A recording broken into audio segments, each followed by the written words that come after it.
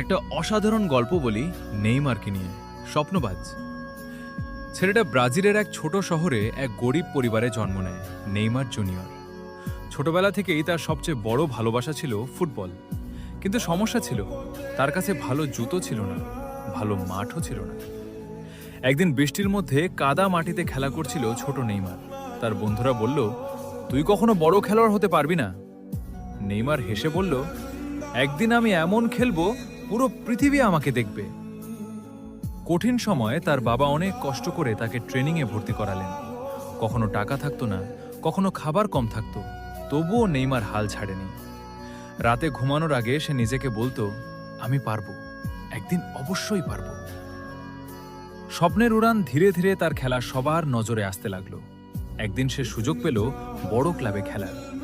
সেখান থেকে শুরু হলো তার যাত্রা বিশ্ব ফুটবলের মঞ্চে। স্টেডিয়ামে হাজার হাজার মানুষ তার নাম চিৎকার করে ডাকত, নেইমার, নেইমার।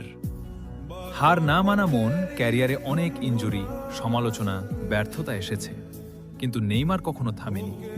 সে জানত সফল হতে হলে কষ্ট সহ্য করতে হয়। গল্পের শিক্ষা এই গল্প আমাদের শেখায়, স্বপ্ন ছোট হোক বা বড়, বিশ্বাস রাখতে হবে কষ্ট ছাড়া। সাফল্য আসে না, মানুষ হাসবে, তবুও এগিয়ে যেতে হবে।